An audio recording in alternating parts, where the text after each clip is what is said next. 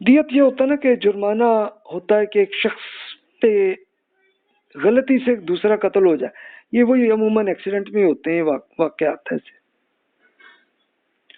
تو اس میں مذہب بیزار حضرات پھر یہی اعتراض کرتے ہیں کہ جناب یہ جو مولوی حضرات ہیں یہ تو اکثریت کا نقطہ نظر یہ کہتے ہیں کہ مرد کی دیت 100 اونٹ ہے، عورت کی دیت 50 اونٹ ہے، تو یہ فرق کیوں ہے کہ مرد ہو یا عورت ہو انسان برابر ہے، تو اس کا ایکول کیوں نہیں؟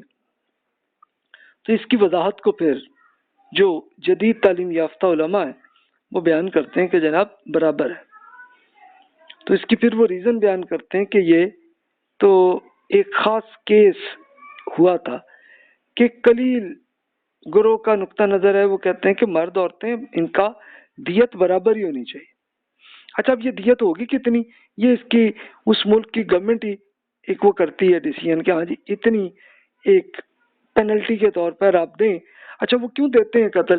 کہ ایک آدمی جو آپ کی غلطی سے قتل ہو گئے، فوت ہو گئے، تو اب ان کی فیملی کو تو مسئلے ہوں گے نا، تو ان کو فائنینشلی چلو کچھ ہیلپ کے طور پر آپ دیں، یہ دے دیں انہیں.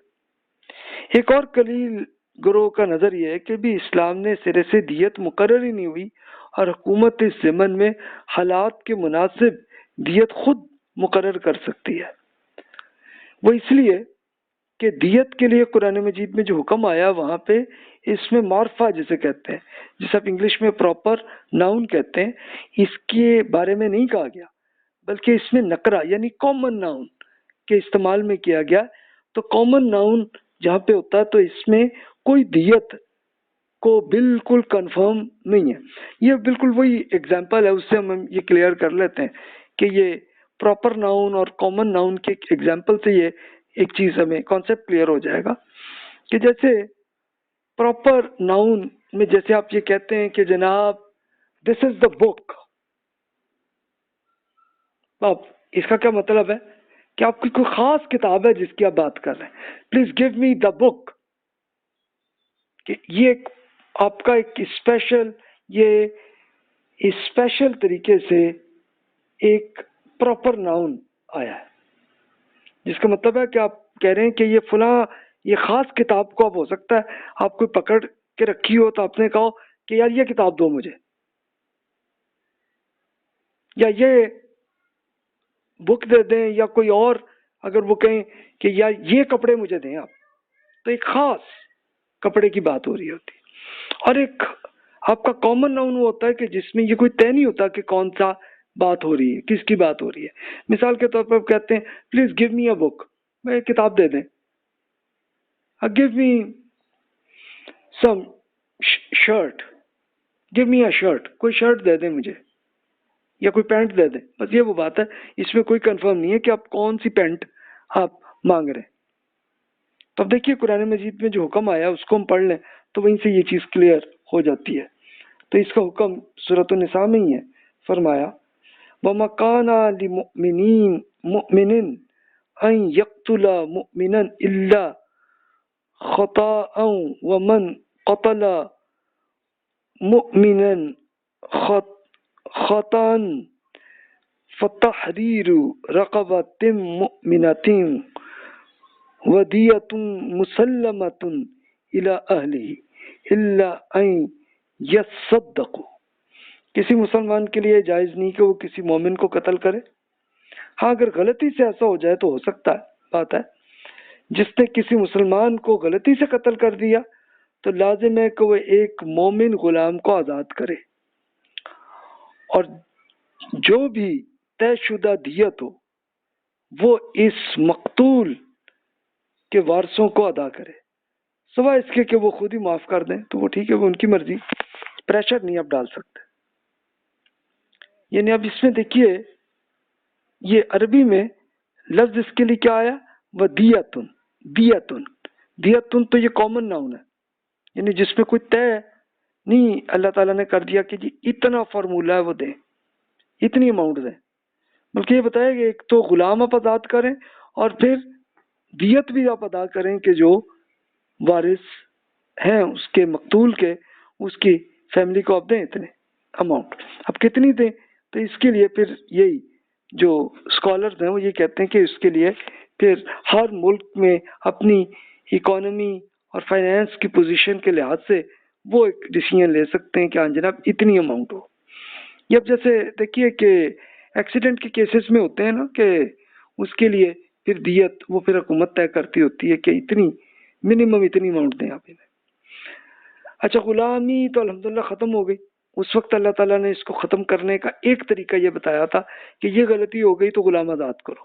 کچھ اور غلطیوں پہ بھی اللہ تعالیٰ نے بتا دیا کہ غلام آزاد کریں، اور ویسے بتایا نیت میں کہ جناب آپ نیکی آپ کی یہ ہے کہ آپ غلام آزاد کریں، اور پھر غلاموں کو آزادی یہ دی کہ جناب جو بھی آزاد ہونا چاہتا ہے تو وہ بس وہ کہہ دیں اور اس کے لیے آزادی ہو جاتی ہے. اس کے لیے حکومت فنڈ دے گی، دوسرے بھی دیں گے، جو بھی دے کے ان کو آزاد کریں.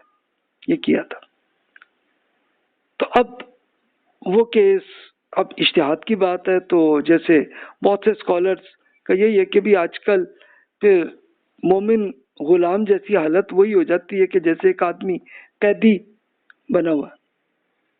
تو اگر تو وہ جرم کی بنیاد پہ پھر تو اس کو نہیں آزاد کرائیں، لیکن اگر غلطی سے وہ آئے میں جیل میں، مثال کے طور پر وہ گورنمنٹ کو ٹیکس نہیں دے پائے، فائنینشلی پرابلمز میں رہے، تو ایسے بندے کو تو آزاد کرائیں آپ، اس کے لیے آپ دیں. یہ ایک ایگزامپل ہے. تو یہ دیت کا کیس ہے. اب دیت کے لیے ایک حدیث میں آتا ہے معاذ بن جبل رضی اللہ عنہ سے کہ رسول اللہ صلی اللہ علیہ وسلم فرمایا کہ خاتون کی دیت مرد کی دیت کا نصف ہے. تب یہی سوال ہے کہ نصف کیوں ہے؟ یہ کوئی دین کا حکم ہے؟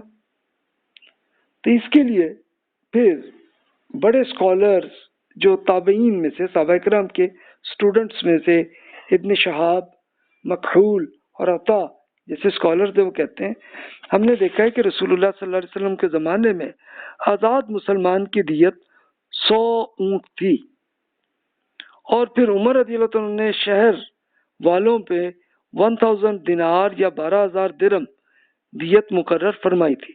یعنی منیمم اتنی ضرور دیں، کیونکہ وہ اونٹوں پر دیت ادا نہ کر سکتے تھے. یعنی اب ظاہر ہے کہ اب انڈسٹری پوری چینج ہو گئی تھی نا. یعنی پہلے رسول اللہ صلی اللہ علیہ وسلم کے زمانے میں سب سے بڑے ایسٹس ہوتے تھے اونٹ، تو اس کے لیے 100 اونٹ کی رکھا گیا تھا فارمولا.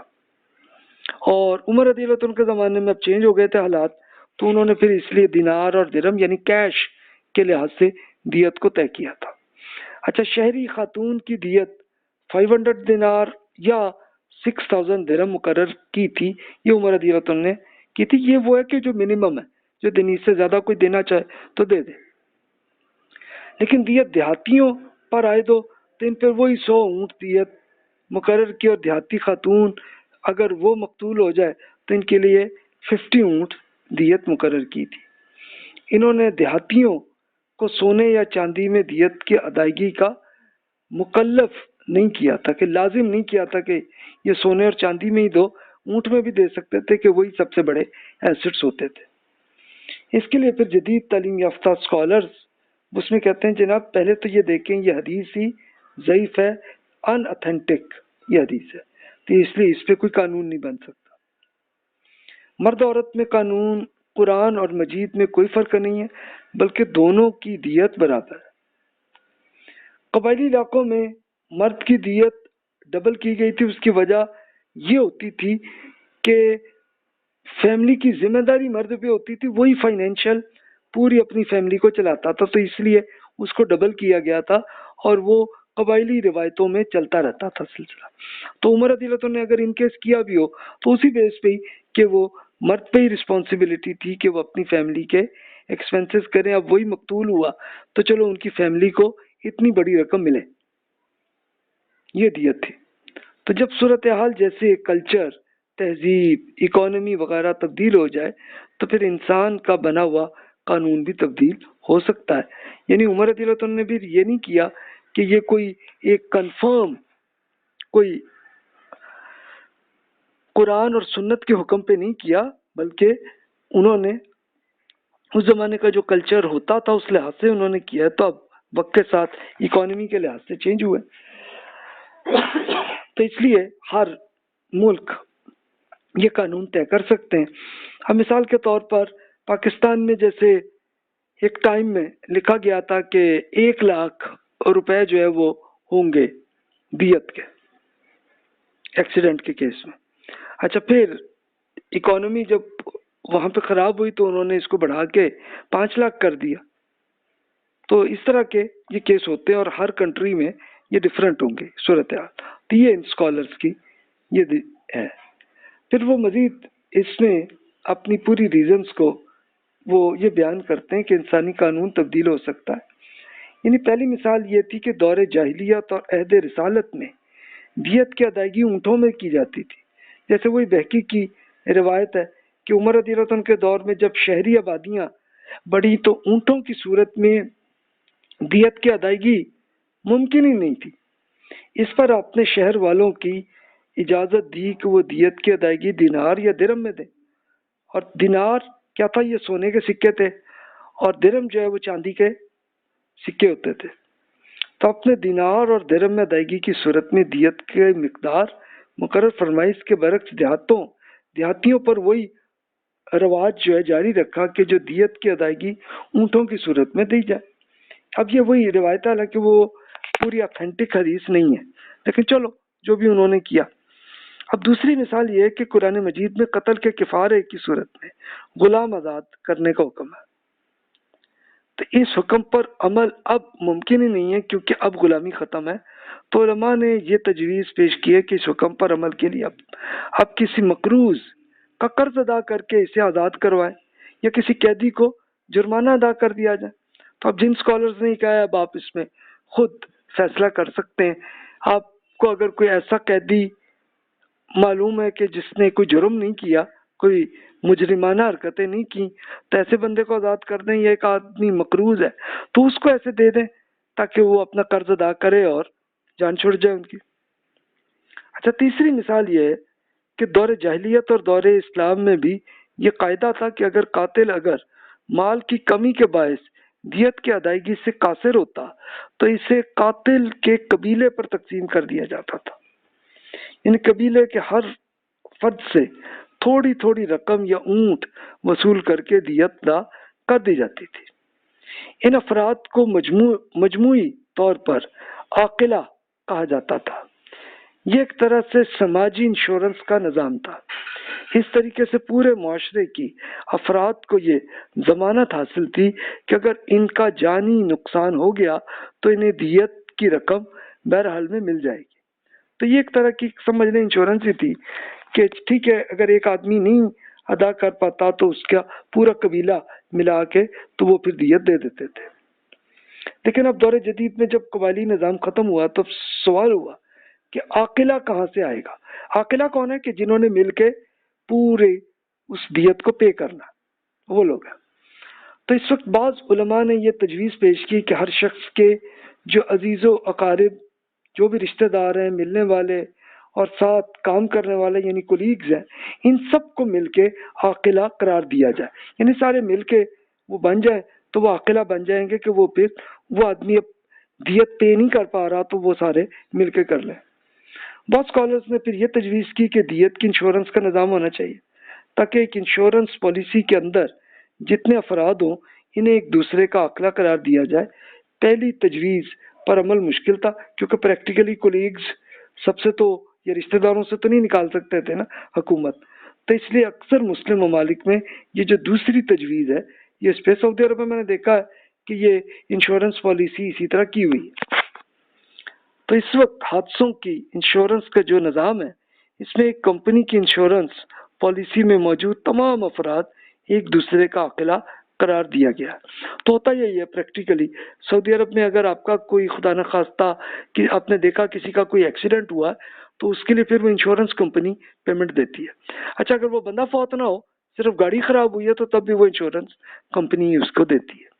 تو اس طرح کے کیس ہے۔ تو کئی اور مسلم ممالک میں، پاکستان میں بھی اس طرح کے کچھ کیس کچھ بنے۔ ابھی وہ انشورنس بہت امپروو نہیں ہوئی، میچور نہیں ہوئی، لیکن ہو جائے تو یہ بھی حال ہے۔